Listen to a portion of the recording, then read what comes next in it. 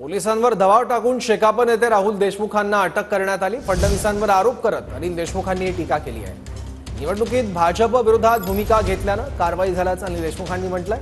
तर अनिल देशमुख यांचं वक्तव्य निराधार आहे आणि बिनबुडाचं आहे असं प्रवीण दरेकर यांनी म्हटलंय। पराभव समोर दिसत असल्यानं कुरापती काढण्याचं काम सुरू असल्याचं दरेकर यांनी म्हटलंय। लोकसभेच्या निवडणुकीमध्ये आम्ही सर्वांनी, मी राहुल देशमुख आणि आमच्या सर्व सहकाऱ्यांनी भारतीय जनता पार्टीच्या विरुद्ध जी भूमिका या लोकसभेच्या निवडणुकीमध्ये घेतली होती, भारतीय जनता पार्टीच्या शेतकरी विरोधी धोरणाच्या बाबतीत ज्या पद्धतीने आम्ही खुल्याम भाषणामध्ये आम्ही आमचे विचार मांडले होते, त्याचा राग काढण्यासाठी हे संपूर्ण देवेंद्र फडणवीस यांच्या माध्यमातून पोलीस प्रशासनावर दबाव टाकून राहुल देशमुखांना काल अटक करण्यात आली। आणि पण अटक केल्यानंतर कोर्टामध्ये जेव्हा त्या नेण्यात आलं, कोर्टाने बाजू ऐकून घेतल्यानंतर त्या कोर्टाने त्यांना लगेच बेल दिली। त्याच्यामुळे ते प्रकरण शांत झालं।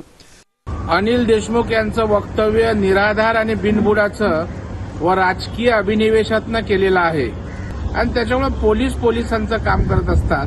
परंतु आता पराभव समोर दिसतोय म्हणून काही ना काही कुरापती काढायच्या आणि सरकारला आणि भारतीय जनता पार्टीच्या नेत्यांना, विशेषतः गृहमंत्री, उपमुख्यमंत्री आमच्या देवेंद्रजींना टार्गेट करायचं, हा त्यांचा नियोजित अशा प्रकारचा कार्यक्रम आहे। परंतु जनता या विषयाला भीक घालत नाही, आम्ही भीक घालत नाही।